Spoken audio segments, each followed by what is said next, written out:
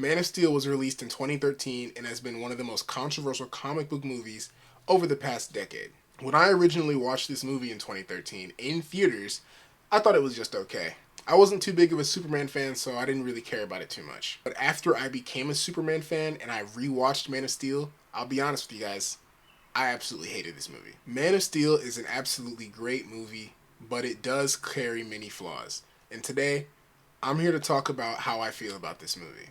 The entire Krypton sequence at the beginning of this movie is just awesome. I love it. I think that the movie starting out with Clark's birth and the way that Krypton and its characters are portrayed is just so unique for this movie. And there's nothing you can do to make me dislike this part of the movie. I will say I prefer how the comics portray Krypton as more campy and colorful and futuristic looking. But like I said, this movie just is so creative and unique with Krypton that there's nothing you can do to make me dislike it. I feel very back and forth about the Kents in this movie. Martha Kent, as always, is amazing. Martha Kent's very hard to mess up, but regardless of that, I really enjoyed Diane Lane's portrayal of Martha Kent. She's just a sweet old farm lady, cares about her son. It's hard for me not to smile when I watch her scenes. I'm a big, big fan of both Jonathan and Martha Kent, so they're very important aspects of a Superman story to me. And while I think Martha Kent is amazing in this movie, I can't say the same about Jonathan. Now, Jonathan Kent wasn't all bad in this movie. He has tons of great moments. The scene where he tells Clark about his pod and where Clark comes from is just absolutely amazing. This is easily one of the best scenes in the movie, and it happens to actually adapt one of my favorite Superman moments of all time. A moment where Clark questions his place as Jonathan and Martha's son, and Jonathan beautifully reassures him that you are my son. And even in Jonathan's controversial death scene, which I will get more into later, I really like the writing behind this as well. The fact that Jonathan is just so willing to die to protect Clark's secret just makes perfect sense to me. That's not surprising.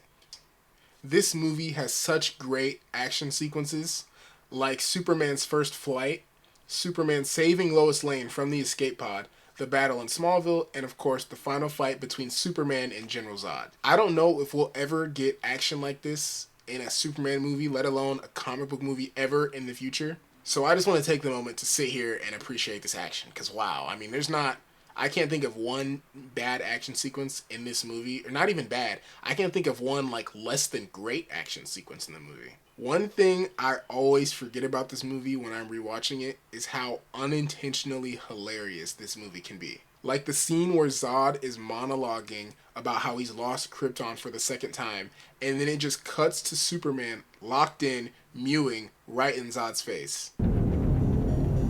And now, I have no people.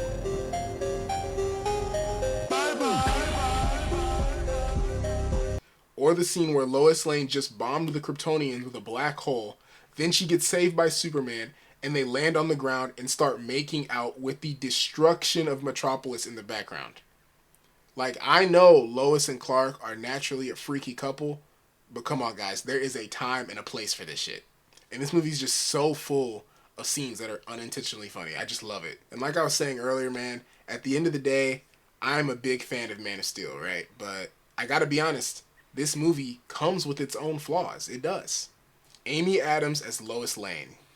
Now, Amy Adams as Lois Lane is she's not particularly bad as Lois in this movie. But I would say she's the worst Lois Lane portrayal that I've ever seen. Or at least bottom two with Kate Bosworth from Superman Returns. While I can't exactly put into words what specifically I don't like about her portrayal, I just don't find her as likable and enthusiastic and dynamic as Bitsy Tulloch's Lois Lane, or Erica Durance's Lois Lane, or Lois from the animated shows. Both My Adventures with Superman and Superman the Animated Show have great Lois Lanes.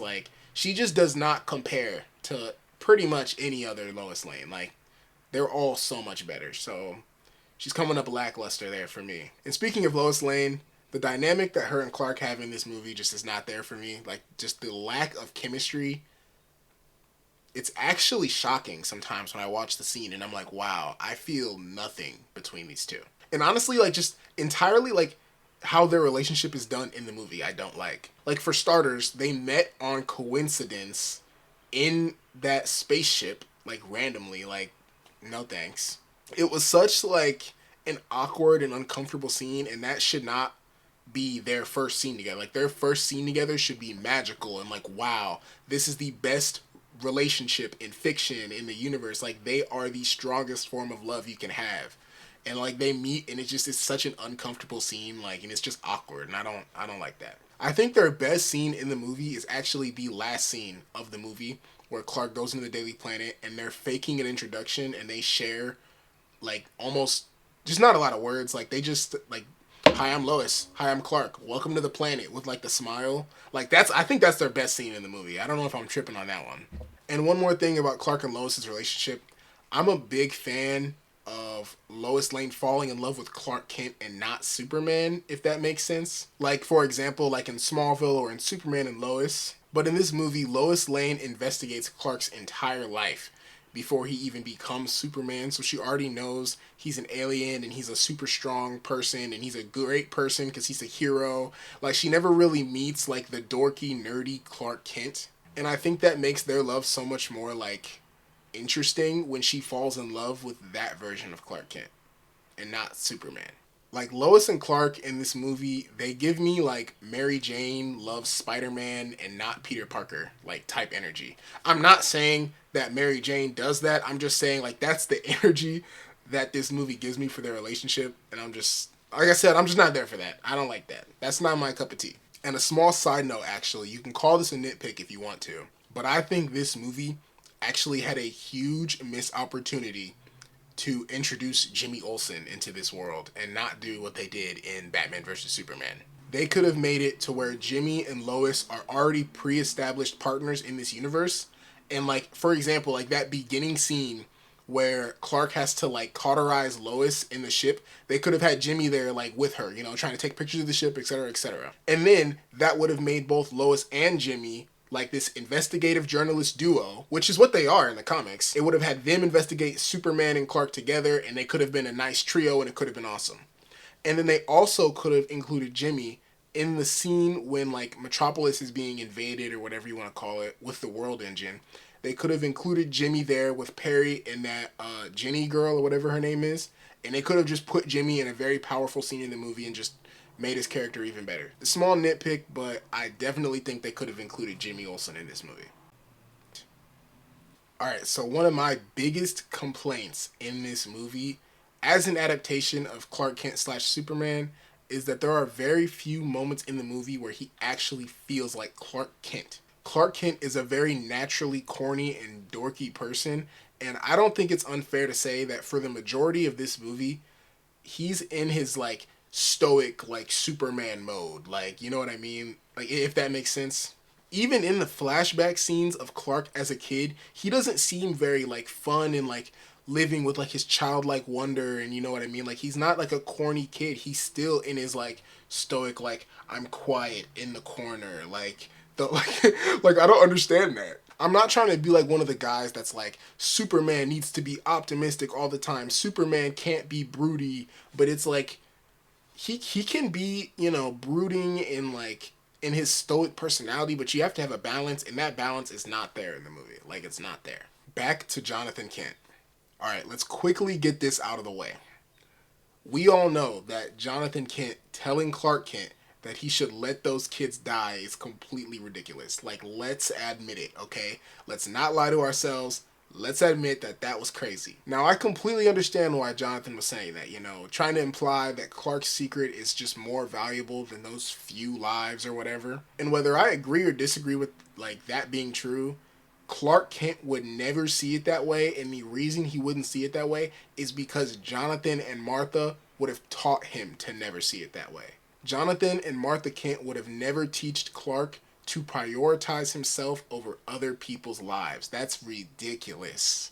And for those people that would argue, it's not about Clark himself, it's about how his secret would affect the world and affect people. I still believe that Jonathan and Martha would never tell Clark to sacrifice people. Even the CW addressed this controversy in a tie-in comic to Superman and Lois, where Clark saves a kid from being hit by a school bus, and his dad reassures him, saying, "What were you supposed to do? Just let him get hit?" And after all that, Jonathan Kent's death scene is another thing that I'm like on and off about it. Off the jump, I'll just say that Jonathan Kent sacrificing his life in an uncontrollable, unstoppable way to keep Clark's secret is not a bad concept. I actually like that. It's just the way it was executed in this movie is what I'm not liking. In this situation with the tornado and Jonathan's like hurt foot or whatever, I 100% believe it would have been possible for Clark to go save Jonathan, for no one to see him, and for his secret to stay a secret. Or Clark could have just gone to save their dog himself and just avoided the situation entirely. But I will say this scene is beautifully acted and beautifully shot. Like, even though there's things about it that I don't like, I still I was watching it and I'm like, dang, like that's powerful. Like Jonathan's like, let me cook, you know what I'm saying, motion, and then Clark freaking, it's like Clark's like the scream, like I felt that, bro. And the way like the tornado blows over and Jonathan disappears, that it was a great scene. It was still a great shot, great acted, great scene still. Now I want to get into some of the controversial topics following this movie. Like I said at the beginning of the video, this is one of the most controversial comic book movies within the past decade. And being someone that's participated in many of these conversations, I want to take this time to actually share my thoughts on some of these topics from the movie. Lots of people like to talk about, oh, like Superman would never destroy that much stuff, the destruction isn't realistic, Superman would have flew everybody away and stopped the destruction. So I'm going to share how I feel about that. I will just start off by saying the destruction in Smallville was entirely preventable. Both times Superman himself flew the fight into Smallville. The first time was when Superman tackled Zod and literally flew her into a gas station and blew up the gas station. And the second time, I think Superman was like tackling Feora or someone else, and he tackled them into another building as well. Like, if he's tackling them and flying them, he should be able to fly them away, right? Like, they're in a farmland, they're in Kansas. There's farmland everywhere, it's just wheat fields, and you're flying them directly into buildings. Like, that could be prevented. He could have chose to do differently there, I'll be honest.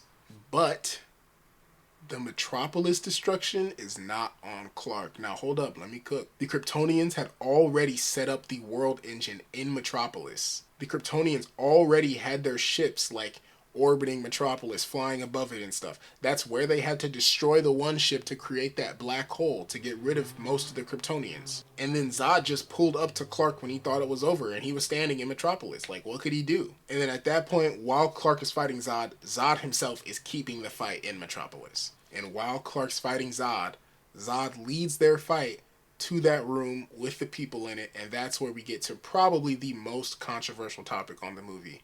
Should Superman have killed? First of all, I think the idea that Superman should be put in a situation where he has to kill no matter what says two things about the people writing the scene. First of all, I think it means that the person writing, if the person writing the scene thinks that in this situation, Superman can do nothing but kill, that person should not be writing Superman, and here's why. You are not creative enough to think of an outcome where Superman shouldn't kill. That's all Superman does. That's all he does is find a way to not kill. That's all he does. If he's in a situation where people think he has to kill, he finds a way out of it. That's what Superman does. You can't disagree with that. If you are writing Superman and you put him in a situation where he has to kill and he does it, you shouldn't be writing him because you're not creative enough to think of an alternate solution. That's just how I feel. I don't know if I said I had two things to say about that. That was only one thing.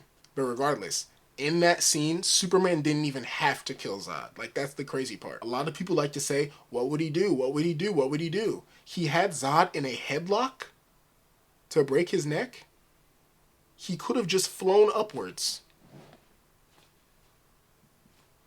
Like, you'd think I would have come up with some super complicated he literally could have just flown upwards.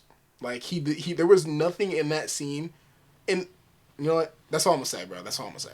And then what I really don't like about this moment either is the fact that, like, yeah, we get Superman's super emotional, like, scream of, like, I don't know, grief, I guess, that he had to kill Zod.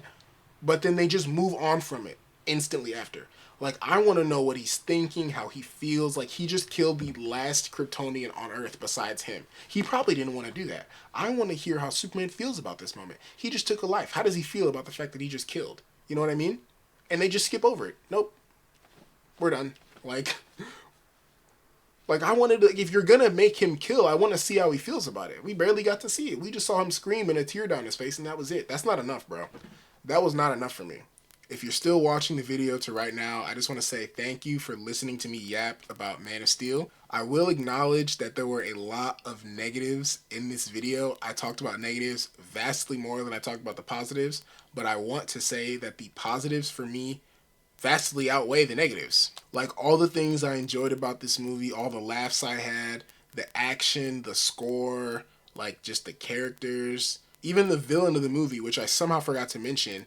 Zod is a great antagonist for this movie, and he's honestly a perfect foil for Clark and Clark's journey in this movie. I don't even know how I forgot to mention that. But yeah, like I'm trying to say, the positives vastly outweigh the negatives. So even though I had a lot to say about the negatives, the positives were far more important to me.